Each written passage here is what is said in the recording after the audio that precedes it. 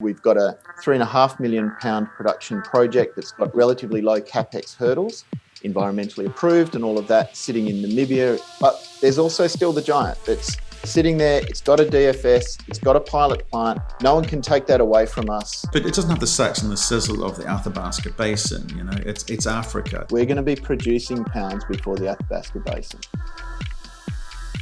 Hello and welcome to Crux Investor. First of all, thanks so much for watching this video. If you like it, give us a thumbs up. Just helps us to understand if Bannerman is the sort of company that you think we should be spending our time, money and effort on for you. And you can leave your comments below. That'll also help us with the sorts of questions that you think we should be asking, how you think we're doing, and of course, what you think of Bannerman. You can catch this as a podcast, an article, or a transcription on cruxinvestor.com. And of course, for our Crux Investor Club members, you get early access to this video. And if you haven't already done so, please click the button in the corner of the screen to subscribe to our YouTube channel. And of course, for more videos like this, click the notification bell. We spoke earlier today to Brandon Munro, CEO of Bannerman Resources. They're an ASX-listed uranium junior with assets in Namibia. They released a scoping study today. The numbers are actually quite surprising. They've reduced the size and scale of the project, which perhaps was one of the things holding it back. Market perception was that it was too big. The numbers today show a much reduced CAPEX, 254 million versus 793 previously. We look at the output, gone from 7.2 down to 3.5. These are much more manageable. Also gives the company a lot more options. We grill Brandon as to what they're going to be doing going forward. Apparently a PFS and DFS follow hot on the heels, should take 18 months to complete. Again, that puts them, in terms of time in a cycle, in a very interesting spot. And we ask him how he's going to take advantage of that, what conversations he's having, how the board came to this decision, and why it's taken so long to do it. So lots discussed, pretty interesting topic. To get into a little bit of macro at the end, but this is about a new entrant into the uranium market called Bannerman Resources. Take a look at the description below at some of the topics we discuss. Anything interests you in particular, click on the number beside that topic. It's called a timestamp, and I'll jump you to that part of the video. Otherwise, enjoy everything that Brandon has to say. Brandon Munro, how are you, sir? I'm really well. How are you, Matt? Yeah, good. Saw the announcement this morning. Some good numbers on there. But before we kind of dive into that, can you, just for people new coming into the uranium space and looking at various uranium stories, it might be worth giving a 1-minute overview of your project. And I want to talk in detail about your scoping study numbers, please. We're Bannerman Resources. We're listed on the ASX. Our project is the Etango project in Namibia. We've been focused on uranium since 2006, and the project has been subjected all the way through feasibility to a DFS and then even a pilot plant.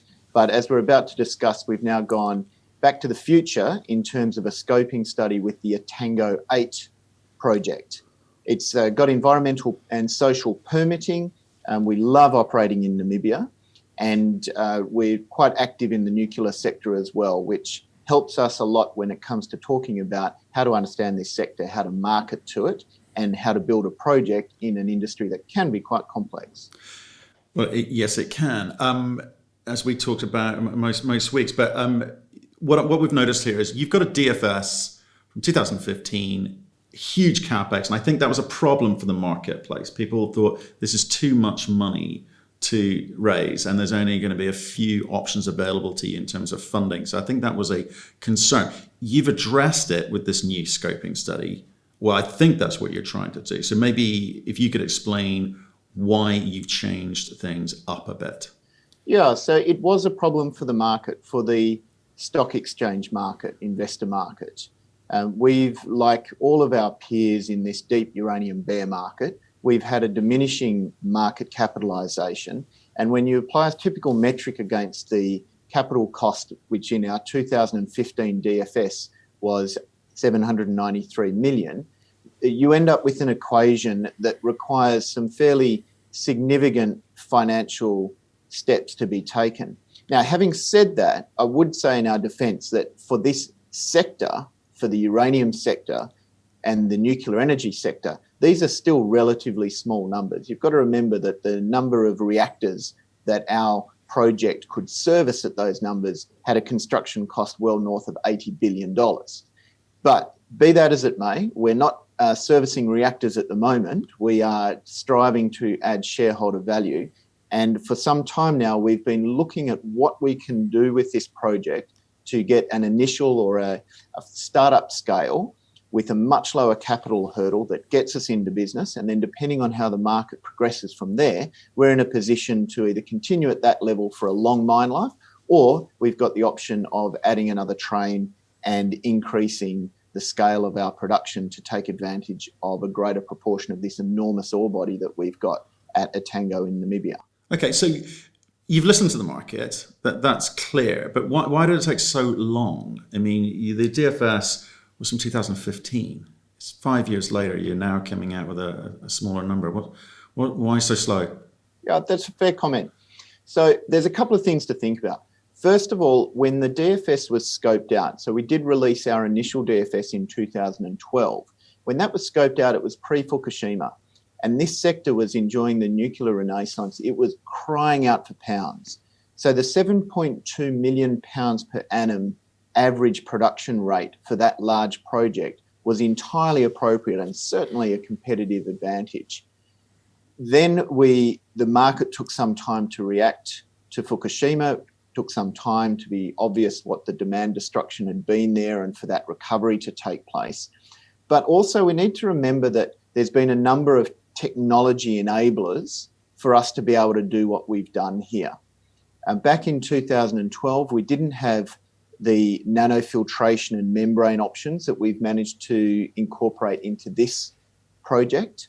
That's dramatically improved our recoveries, and it's also improved our reagent usage and really decreased our acid use. So we needed those wins to be able to dial back the project to a much smaller scale whilst maintaining robust economics.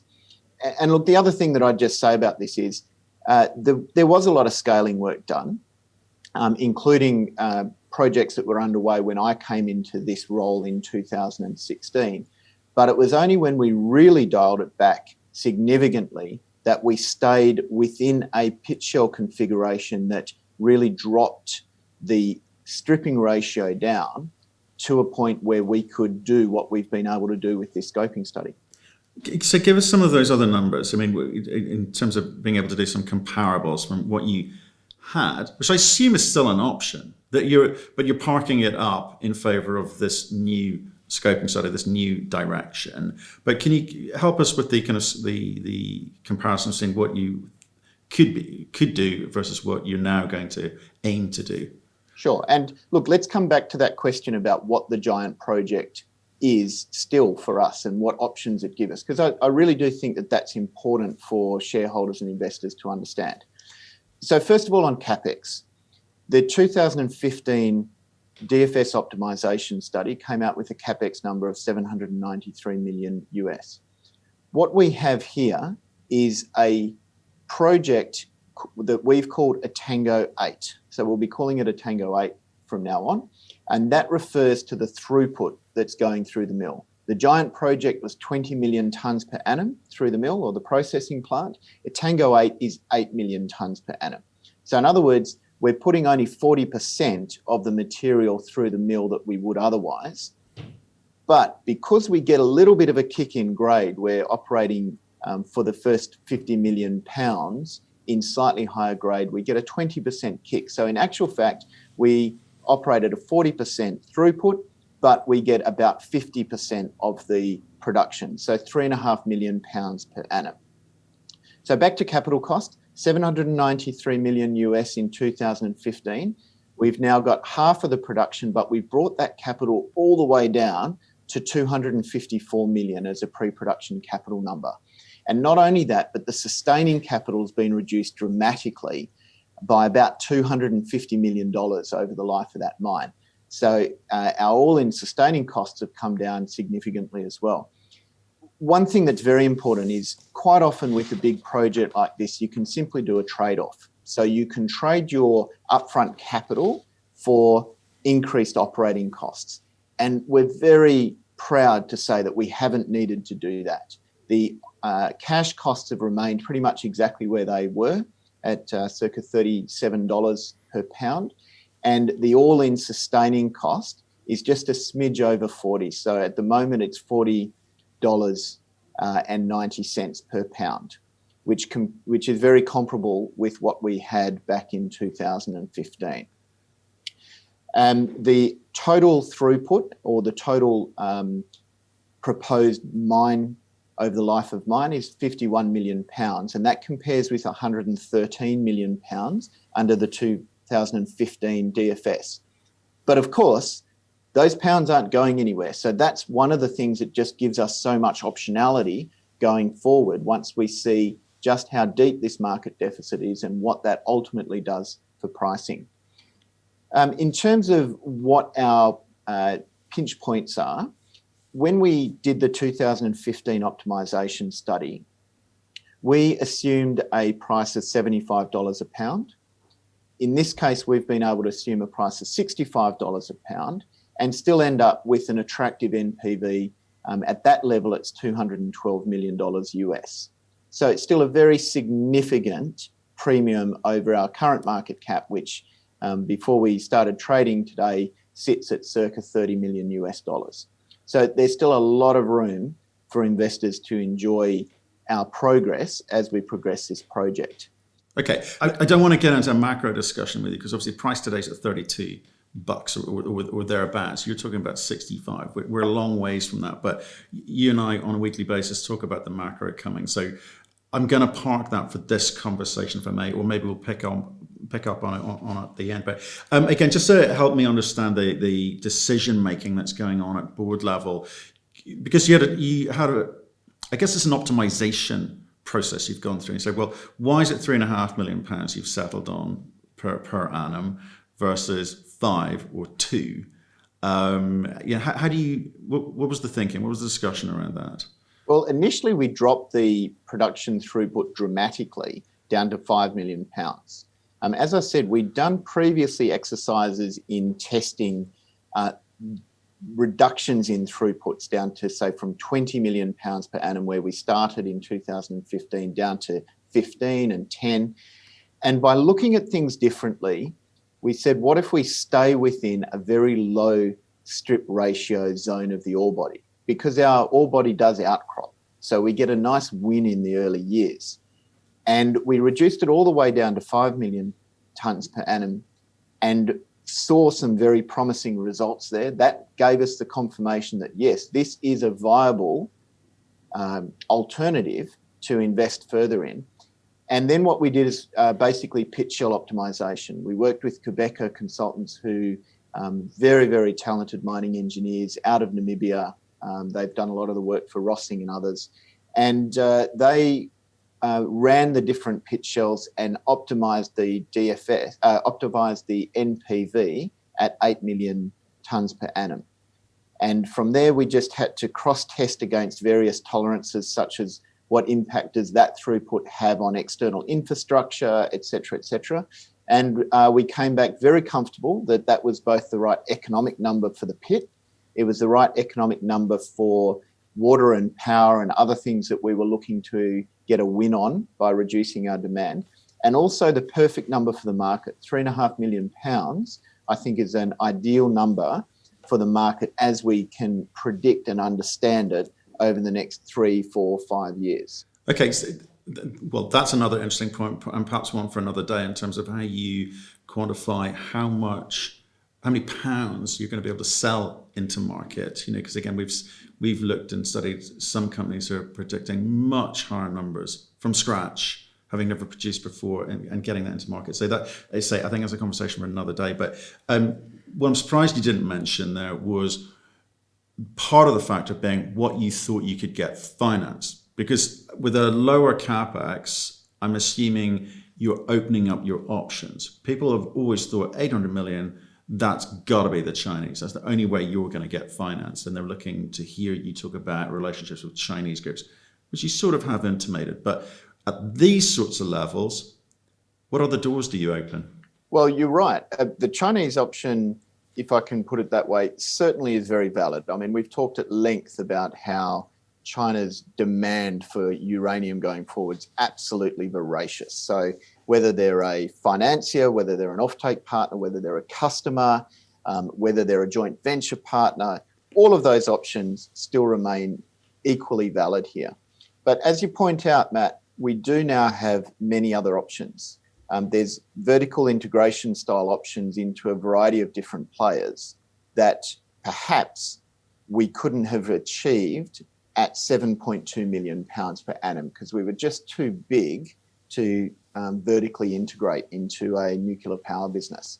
Whereas now at 3.5 million pounds, that services, say, 8 or 9 1 gigawatt reactors per annum. So there are many players who have a fleet of that size or intentions or plans to create a fleet of that size who could then look at us as being a large part of their solution for future security of supply, in whole or in part. It also makes us attractive from a conventional financing perspective. So at $65 a pound, we've got an IRR that's in the 20s. Before, at 2015, we were hitting 15% IRR at a $75 per pound price assumption. So we've now got something that looks a lot more robust, not only in terms of the absolute amount of capital required if we would go to conventional financing, but also in terms of the returns that we can offer investors down that path. And because of the optionality that we've got with the bigger project, it opens a number of different strategic options for us to start looking at other assets. And when we start to see this whole sector move more into a consolidation phase, we've now effectively got two approaches to offer when it comes to a consolidation. We've got a £3.5 million production project that's got low CAPEX, relatively low CAPEX hurdles, environmentally approved and all of that, sitting in Namibia, exactly where you'd want it. But there's also still the giant that's sitting there. It's got a DFS. It's got a pilot plant. No one can take that away from us. All of the pounds are there. There's still 271 million pounds of uranium sitting there in the resource. And we can now work up the £3.5 million project, Etango 8, through PFS, DFS, all the while keeping a very keen eye on the market. And if the market does what certainly I hope it will, and most uranium investors do, well, then that giant-sized project is still going to be very much a viable alternative. And it really comes down to what market sizing do we want to offer. So I think that breadth of possibilities, including the lower hurdle to get into production with Etango 8, it creates a multitude of opportunities for us to build the project ourselves realistically, to conventionally finance it with offtake arrangements, through to other arrangements including consolidations, peer mergers, vertical integrations, soft debt and financing. I really feel like we've now got all of that in front of us, and very much looking forward to seeing how the market plays out as to which of those are going to deliver the best shareholder value. You have reduced the price of uranium in your calculations from 75 to 65. So where's the confidence come from to do that? Well, we've done that really just to demonstrate that the hurdles for getting into production are significantly decreased. So it's not about my level of confidence for this market reducing by $10 a pound. It's rather being able to demonstrate that we can produce a plus 20% IRR and 200 odd million NPV at $65. Of course, at 75, it looks even better. And at $80 a pound, we'd probably start thinking about the bigger project because of the extreme leverage that we get from that.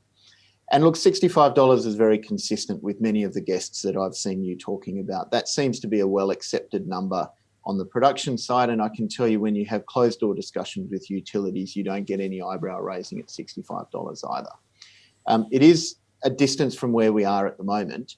And you do, you get people on Twitter, YouTube, in private conversations who might say, well, look, where are you going to be at $55? What happens? But what investors need to understand is that there is no single clearing price when it comes to term contracts. Utilities will operate within a band. They'll have a whole portfolio of contracts, some of which will be below $55, some will be above $65, and they need that band to achieve enough fuel to go through their reactors. So this concept of us sitting at $55, for example, for some time, Well, that'll be great for 60% of the market because Cameco can happily produce into that and Kazatomprom can happily produce into that.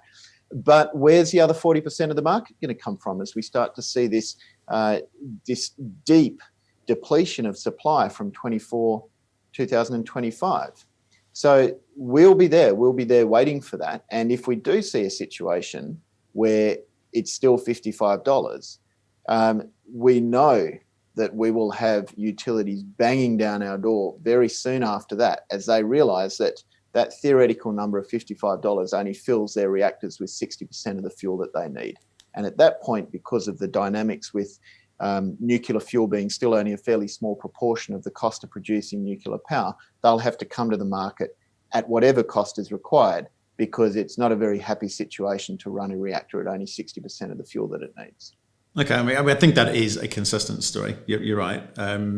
We are hearing that number from the US, uranium producers. We're hearing that from the Canadians. We're hearing that across the board. So I think it will be interesting for me as an investor to see how quickly that price discovery comes. But yeah, I kind of buy your argument. Now, the Middle East is becoming a bit of a player now. And being in Africa, and we've seen in other sectors, groups in the Middle East kind of coming down into Africa for food security, food supply, and other kind of mineral resources. Is that a reasonable likelihood? Is that a conversation you could have, or does that put you at a disadvantage when talking to US utilities? It certainly is an interesting part of the sector for the uranium sector generally, but also this type of financing. Obviously, it's well known that Middle Eastern groups have got very deep pockets. It's also quite well understood that they're looking to transition away from a dependency on hydrocarbons. And we've seen that both through the Emirates program at Baraka, where the South Koreans have completed the first reactor and they'll install 5.6 gigawatts there at Baraka. We've also seen it in Saudi Arabia, for example, where they've announced plans to construct a nuclear fleet over the next decade of 17 reactors.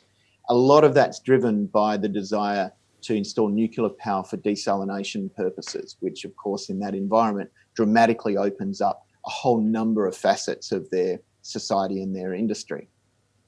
So what we can offer either to Middle Eastern groups as customers, to Middle Eastern groups as offtake partners, or potentially as financing solutions, is this capacity to deliver £3.5 million, support 8-9 reactors, or if you look at it another way, it can support a reactor demand for £2.5 million plus a slowly build up of inventory.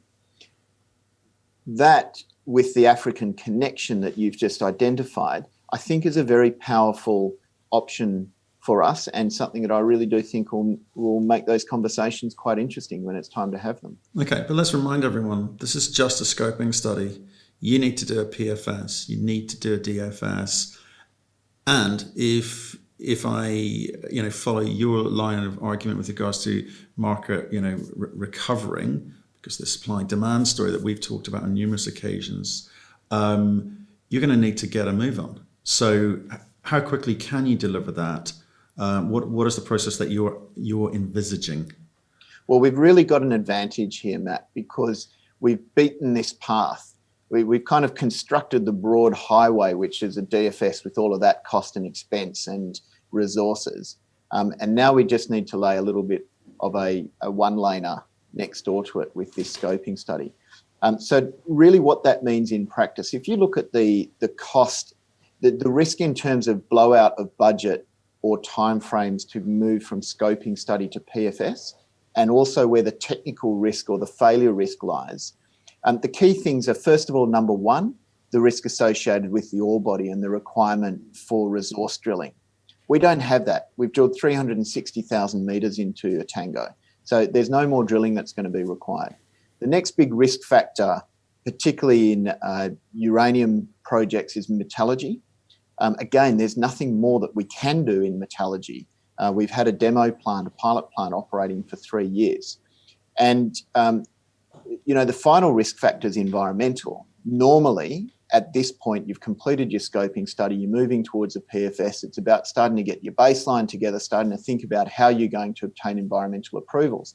Now, again, we've got the environmental and social approvals already in place for a much bigger impact project. So that's not an issue either.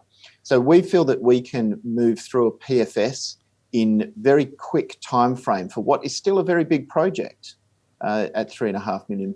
We think we can get that done in about 9 months.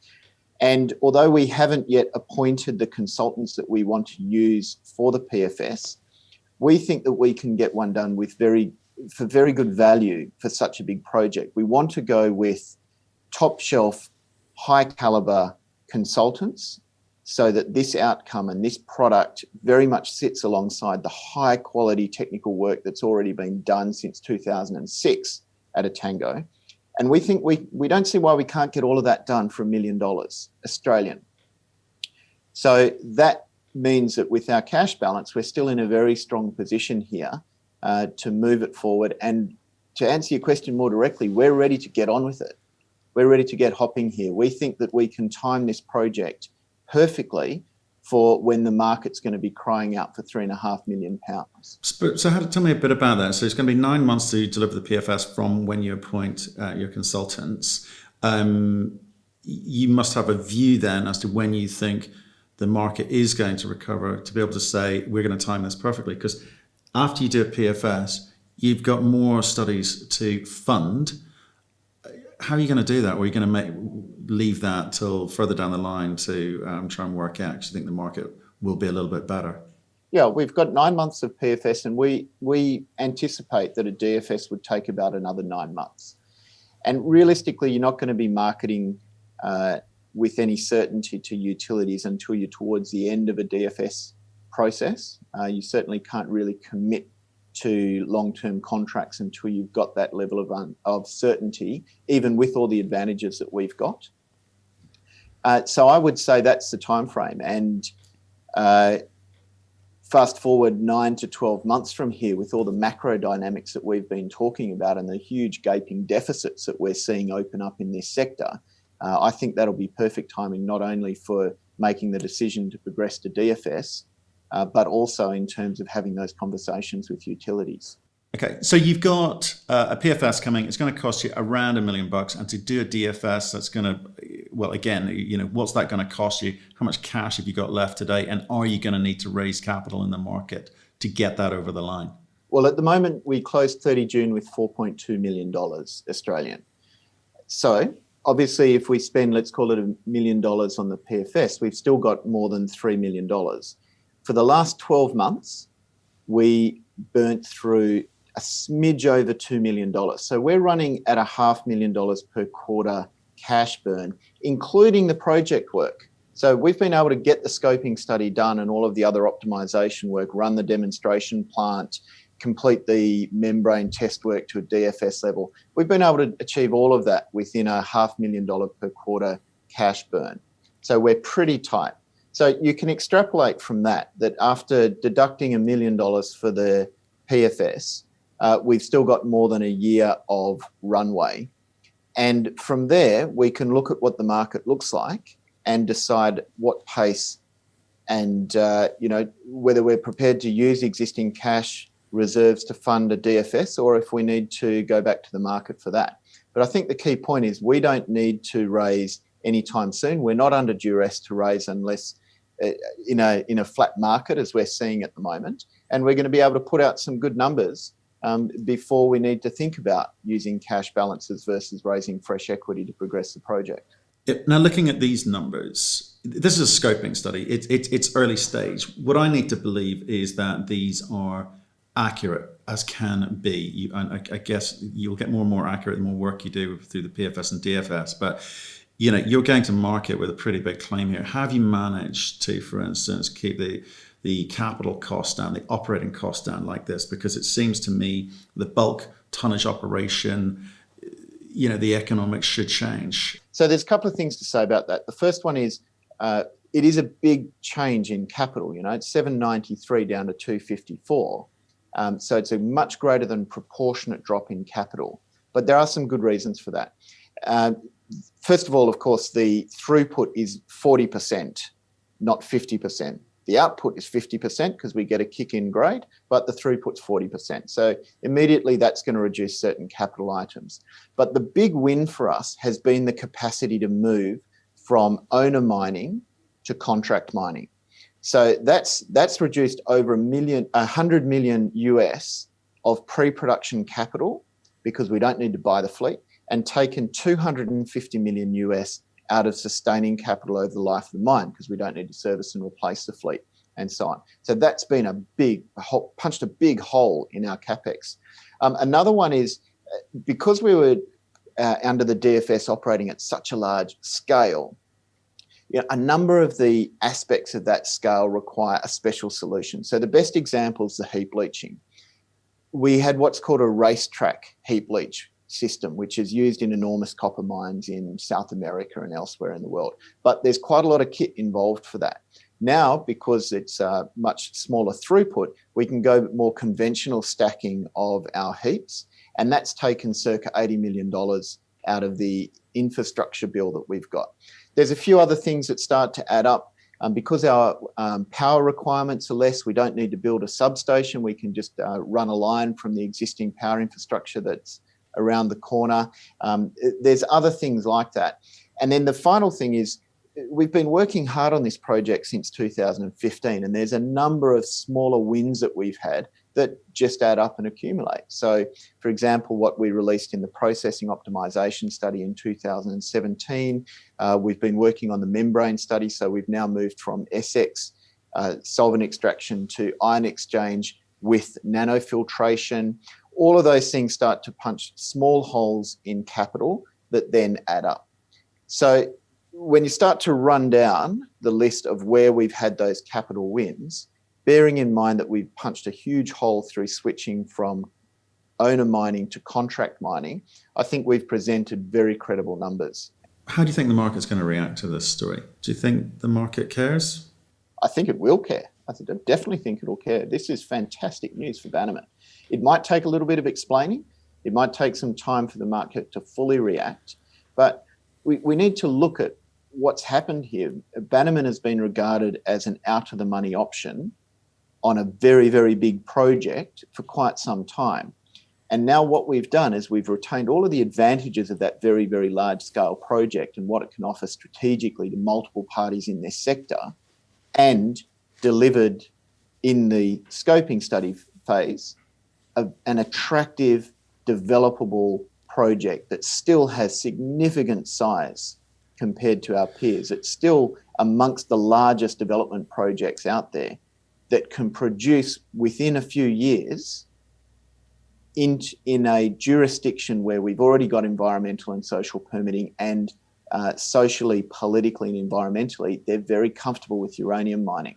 So I certainly think the market should care. We can have a chat in a couple of weeks' time and just see how much it does. But I'm excited about this, and I'll be very surprised if the market, with a bit of time to explain what we're on about here, I'll be very surprised if the market doesn't get excited behind us as well. Okay, but it doesn't have the sex and the sizzle of the Athabasca Basin. You know, it's Africa. I think that's something that's thrown at you guys a lot. I mean, how do you respond to that?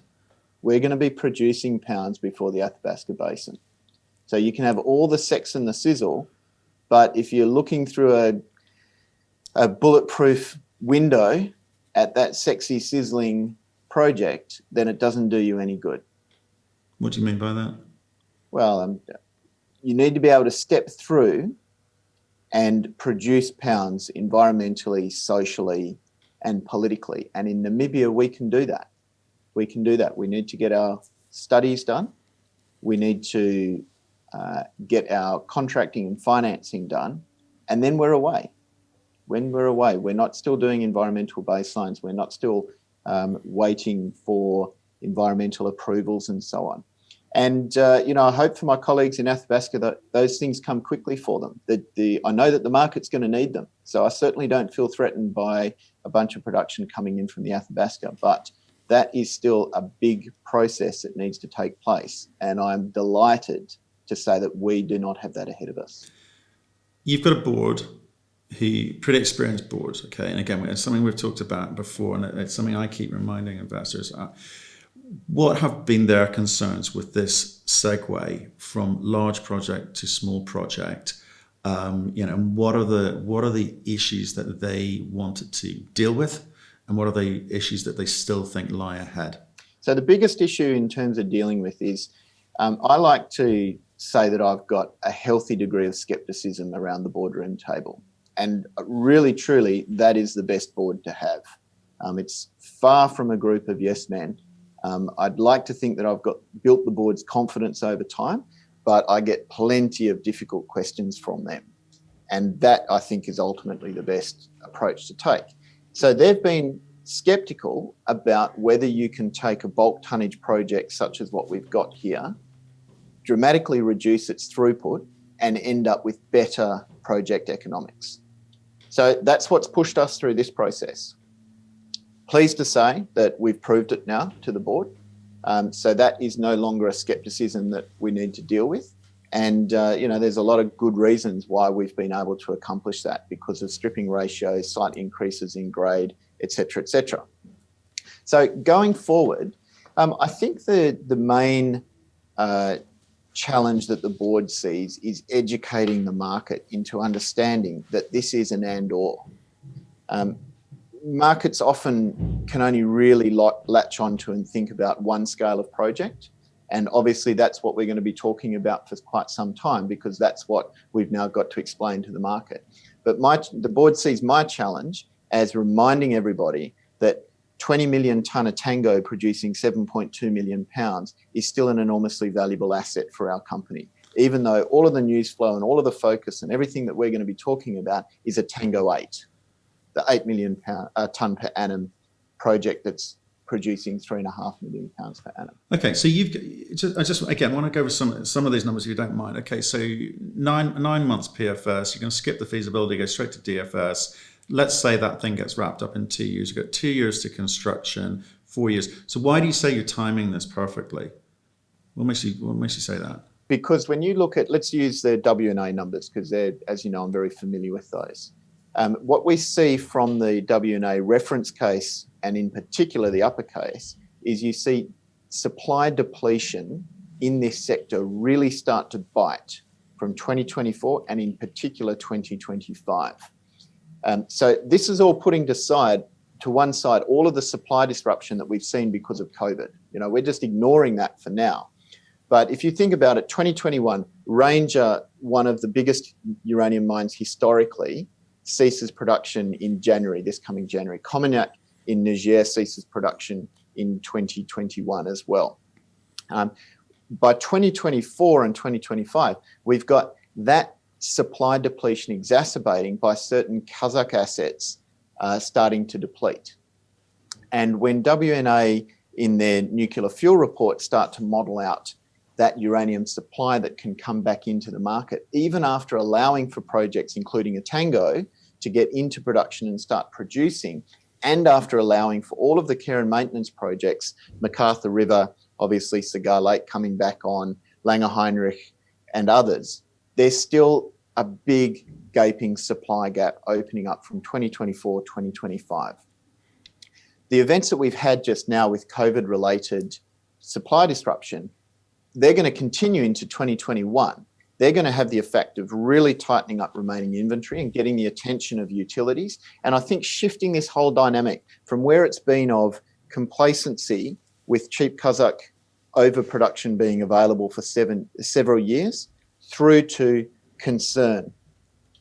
And if we can time that inflection point from concern, from complacency to concern, and be in front of utilities with a viable project that has relatively low hurdles to development, that's why I say I think we can time this perfectly.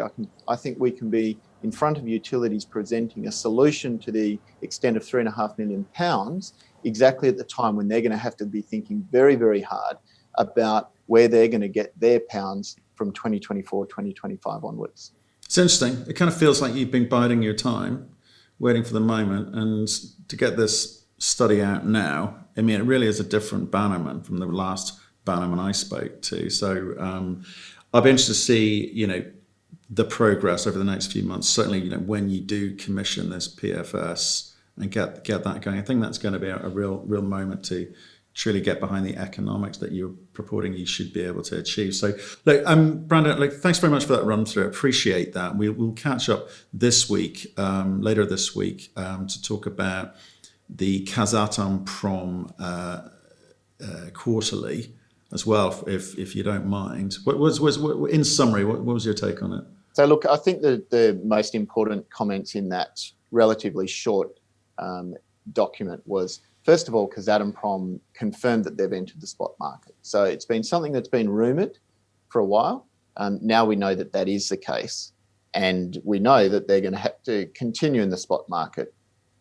The other thing that they acknowledged that will start to get the attention of generalist investors in particular is they acknowledged a severe impact on their production in the second half of this year. And that's because something that we've talked about a lot, the lag effect. And they said that lag effect could continue as long as 9 months from the disruption. So even once they're back in business, we've still got many more months of disruption coming out of Kazakhstan. So that's now very much put 2021 under doubt. And remember, it was only last week that Cameco started to raise the possibility of Cigar Lake production in 2021 being under guidance because of delays in doing some of the forward development work that they'd need to ensure that they're producing at 18 million pounds in 2021.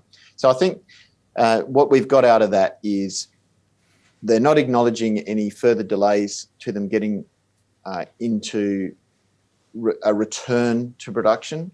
They're emphasising that it's going to be slow and cautious. They're already in the spot market, and this is going to be a supply disruption that's going to keep giving to investors for quite some time. Okay, I'm looking forward to talking about that with you later this week. Congratulations on the scoping study numbers. I think that puts you in a very unique, small group, I guess, of a category which should get people's attention. So I look forward to sort of seeing how people react as well. So thanks again. I'll speak to you later this week. Yeah, thanks very much. And thanks for all the good questions. Tough questions. I enjoyed it.